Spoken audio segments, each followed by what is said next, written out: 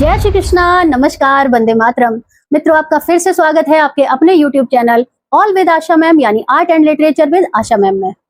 मित्रों, जैसे बूंद बूंद से घड़ा भरता है वैसे ही एक एक से कारवा बनता है और हमारे इस परिवार का, ऑल विद आशा मैम परिवार का जो कारवा है वो भी एक एक साथी करके हमसे जुड़ता चला जा रहा है। और आज हम 21 लोगों का परिवार हो चुके हैं।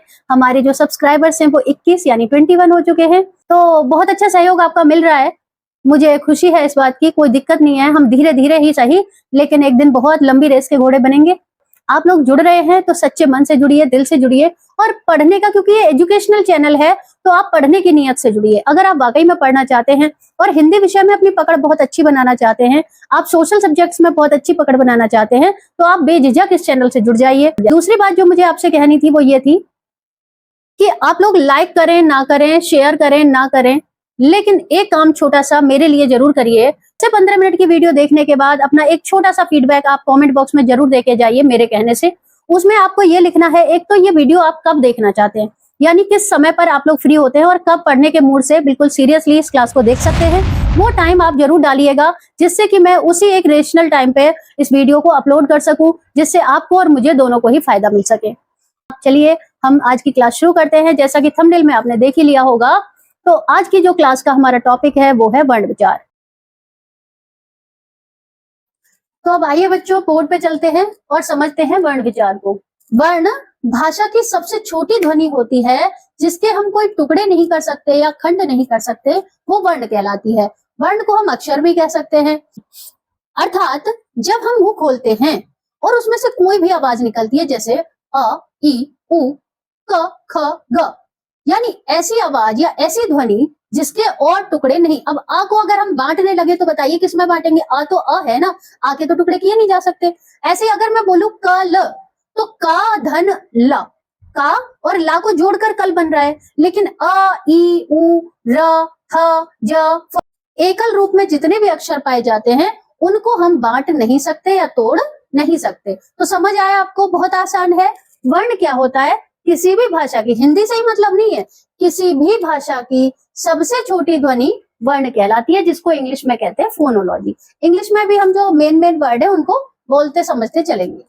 अब हम इसमें क्या क्या पढ़ने वाले हैं चैप्टर में? तो सबसे पहले होने वाला है वर्ण और वर्ण की परिभाषा, फिर हम पढ़ेंगे वर्ण के भेद, फिर पढ़ेंगे हम स्वर की परिभाषा, फिर पढ़ेंगे हम स्वर के भेद, मात्राएं पढ़ेंगे और अयोगवाह पढ़ेंगे। इतना पढ़ेंगे क्योंकि देखिए ये चैप्टर अपने आप में बहुत बड़ा चैप्टर है और 10 या 15 मिनट में इसको बहुत अच्छे से समझाना पॉसिबल नहीं है।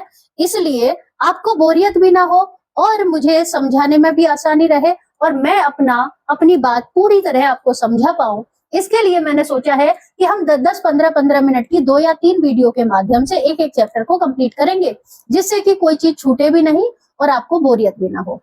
ठीक है, तो चलिए, अब परिभाषा तो हमने समझ ली और सबको समझ आ भी गई होगी, नहीं भी आई हो तो आप लोग फिर से रिपीट करके बैक में जाके ये वीडियो देख सकते हैं। अब हम चलते हैं वर्ण के भेद पर, तो मैं इसको साफ कर लेती हूँ।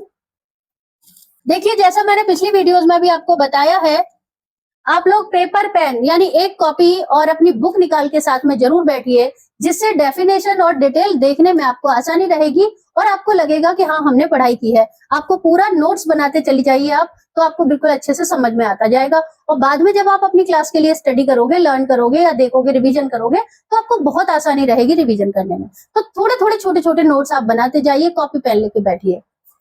आइए तो हम फर्स्ट टॉपिक देखते हैं। वर्ण की परिभाषा हमने कर ली है, अब हम आएंगे वर्ण के भेद पर। वर्ण वर्ण मेरी हैंडराइटिंग बोर्ड पे बहुत अच्छी नहीं है, इसलिए मजाक मत बनाना आप लोग। वर्ण के भेद, ठीक है।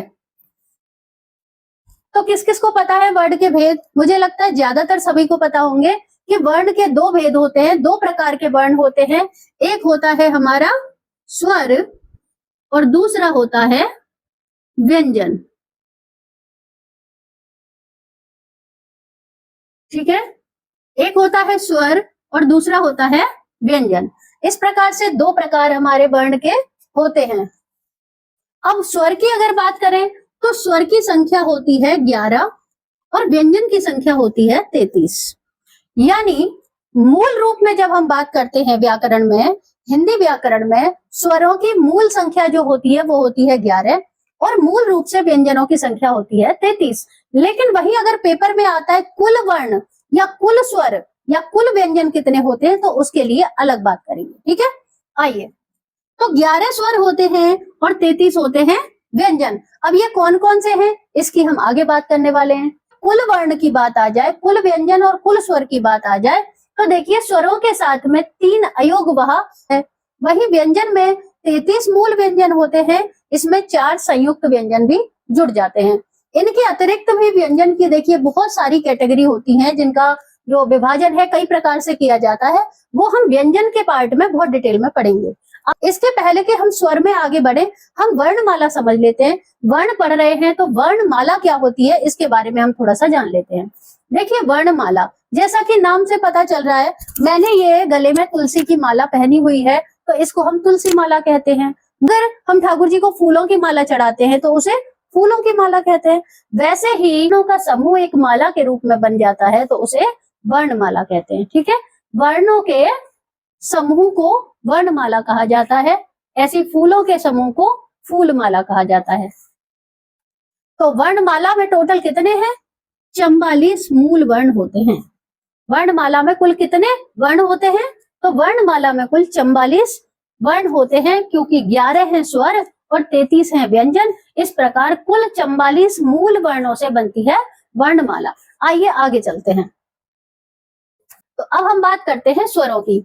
वर्ण के 2 भेद हमने पढ़े, स्वर और व्यंजन। अब हम स्वर को बहुत डिटेल में विस्तार से पढ़ने वाले हैं। स्वर, ठीक है, इसको इंग्लिश में क्या कहते हैं? वोवेल।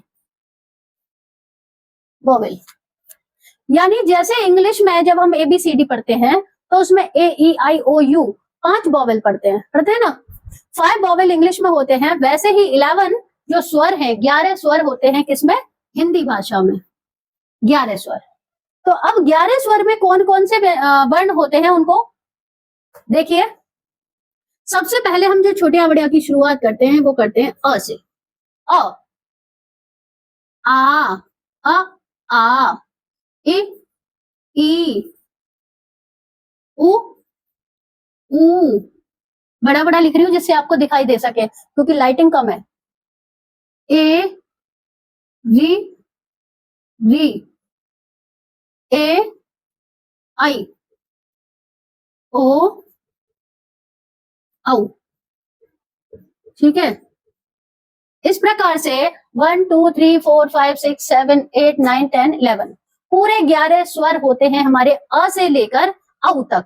अ से लेकर औ तक जो 11 अक्षर होते हैं इनको हम क्या कहते हैं? स्वर कहते हैं, वोवेल कहते हैं। ठीक है जी। अब इनको हम दूसरे शब्दों में और क्या कह सकते हैं? एक तो स्वर कह सकते हैं, दूसरे हम इनको वर्ण कह सकते हैं, तीसरे हम इनको मात्राएं भी कहते हैं। क्या कहते हैं? मात्राएं भी कहते हैं। ओके, तो ये हो गए इनके नाम, क्या क्या किन किन नामों से हम स्वरों को पहचानते हैं। अब हम बात करेंगे आगे। देखिए स्वर की परिभाषा अभी मैंने बताई थी आपको, फिर से बताती हूँ। स्वर क्या होता है? जिन वर्णों के उच्चारण में किसी अन्य वर्ण की सहायता की आवश्यकता नहीं पड़ती वे कहलाते हैं स्वर। दूसरे शब्दों में जो वर्ण स्वतंत्र रूप से बोले जा सकते हैं उनको हम स्वर कहते हैं। लेकिन वही अगर हमें एक वर्ण को बोलने के लिए या एक वर्ण के उच्चारण के लिए किसी अन्य वर्ण की सहायता लेनी पड़ती है तो वह स्वर नहीं रहता, वह स्वर की कैटेगरी से बाहर हो जाएगा और उसको हम कहेंगे व्यंजन। जैसे मैं बोलूं क, ये क। अब आप बोलकर देखिए, वर्ण विचार में उच्चारण का सारा खेल है। आप जब तक उच्चारण करके नहीं देखेंगे ये आपको समझ में आने वाला नहीं है। तो उच्चारण बहुत जरूरी है। जैसे हम बोलेंगे अ, तो जब मैं आ बोल रही हूं तो आ ही आप सुन रहे हैं, लेकिन जब हम क बोलते हैं क, तो क के साथ शुरू हो रहा है लेकिन एंडिंग कहां से हो रही है? एंड कहां पे हो रहा है? अंत कहां पे हो रहा है? क, आ, यानी अ के साथ सिर्फ आ की आवाज आ रही है, लेकिन क के साथ क प्लस आ की आवाज आ रही है। यानी जो व्यंजन होते हैं वो स्वरों की सहायता से बोले जाते हैं। किसी भी व्यंजन को लिखने या बोलने के लिए स्वरों की सहायता ली जाती है, जबकि स्वर के उच्चारण के लिए या लिखने के लिए व्यंजन की सहायता नहीं ली जाती, इसीलिए स्वर स्वतंत्र होते हैं और व्यंजन परतंत्र होते हैं। क्लियर? आइए अब हम बात करते हैं स्वर के प्रकारों की। स्वर के प्रकार, स्वर के प्रकार की बात कर लेते हैं, या भेद भी कहते हैं, प्रकार या भेद। तो देखिए स्वर के प्रकार किसी को पता है कितने होते हैं? स्वर होते हैं 3 प्रकार के। सबसे पहला होता है ह्रस्व। सबसे पहला जो स्वर है उसको कहते हैं ह्रस्व स्वर। ह्रस्व स्वर। जबकि दूसरा स्वर होता है उसको हम कहते हैं दीर्घ स्वर। दीर्घ स्वर। और तीसरा जो प्रकार है उसको कहते हैं प्लुत। प्लुत स्वर। ठीक है? ह्रस्व स्वर, दीर्घ स्वर, प्लुत स्वर। इस प्रकार स्वर के 3 भेद होते हैं, ह्रस्व, दीर्घ, प्लुत। अब इनमें कौन कौन से स्वर आते हैं देखिए, बात करते हैं। ह्रस्व स्वर जो होता है छोटा अ, छोटी ई, छोटा ऊ और री, ये 4 होते हैं ह्रस्व स्वर। अ, ई, उ और री, ये 4 स्वर जो होते हैं ये होते हैं ह्रस्व स्वर। क्यों होते हैं ह्रस्व स्वर? अब ह्रस्व स्वर होता क्या है, तो यही के यही हम समझते चलेंगे। जिन स्वरों के उच्चारण में सबसे कम ध्वनि लगती है, जिन स्वरों के उच्चारण में सबसे कम समय लगता है, उनको कहते हैं ह्रस्व स्वर। जैसे अ, इ, उ, री, इनको बोलने के लिए सबसे कम ध्वनि का या सबसे कम समय का प्रयोग किया जाता है, इसलिए इनको कहते हैं ह्रस्व स्वर। जबकि दीर्घ का मतलब होता है, दीर्घ मतलब लंबा, बड़ा, यानी ह्रस्व से दुगना समय अगर किसी के उच्चारण में लग रहा है तो वह स्वर कहलाएगा दीर्घ स्वर। अ, आ, ई, उ, ए, आई, ओ, औ। यानी आ, ई, उ, ए, आई, ओ, औ, ये सभी जो स्वर कहलाएंगे ये दीर्घ स्वर कहलाएंगे, क्योंकि इनके उच्चारण में, इनको बोलने में ह्रस्व स्वर से अधिक समय लग रहा है। जबकि प्लुत स्वर जो है ये क्या है? मैंने पहले ही बोला था, इस पूरे वर्ण विचार चैप्टर में केवल उच्चारण का ही महत्व है। उच्चारण पे आपको विशेष ध्यान देना होगा। जिसके उच्चारण में कम समय लग रहा है, सबसे कम समय लग रहा है, वो ह्रस्व। जिसमें ह्रस्व से दुगना समय लग रहा है वो दीर्घ स्वर, और जिसमें दीर्घ से भी अधिक समय लग रहा है या ह्रस्व से 3 गुना समय लग रहा है वो होता है प्लुत स्वर। जैसे ओम, ओ, यानी इसका 3 गुना समय इसमें लग रहा है, ओम। इसका उच्चारण कब और क्यों किया जाता है? तो देखिए, जैसे हमें किसी को दूर से बुलाना होता है, हम ओम का उच्चारण जब शांति से बैठ के ओम करते हैं तो उसमें क्या होता है, ओम, 3 वर्णों का उच्चारण यहाँ पे हो रहा है। ये जो निशान है बीच में, ये किसी भी आवाज या ध्वनि को खींचने के लिए किया जाता है। इस निशान का प्रयोग किसी भी ध्वनि को खींचने के लिए किया जाता है या लंबी आवाज देने के लिए किया जाता है, इसीलिए इसको प्लुत स्वर की श्रेणी में रखते हैं। जहां भी ये निशान आ जाए समझ लो प्लुत स्वर का प्रयोग किया गया है। जैसे ओम, हे राम, भैया, जब हम किसी को खींच देते हैं लंबा तो वो यहाँ पे ये स्वर आ जाता है। ये आगे भी आ सकता है, बीच में भी आ सकता है, ठीक है? तो ये प्लुत स्वर कहलाता है। तो यही 3 भेद हैं स्वर के। मुझे लगता है आपको स्वर अच्छे से समझ में आ गया होगा। आगे चलते हैं, इसकी अन्य कैटेगरी की बात हम कर लेते हैं। अब हम समझते हैं अयोग वाह क्या होता है। देखिए, अयोग वाह की श्रेणी में 3 अक्षरों को रखा जाता है। एक होता है हमारा छोटा अंग, बड़ा अंग, और एक होता है ये निशान। इसको क्या कहते हैं आप लोग जानते हैं? कौन बताएगा? मैं ही बता देती हूँ, आप लोग कैसे बताओगे? इसको कहते हैं चंद्र बिंदी।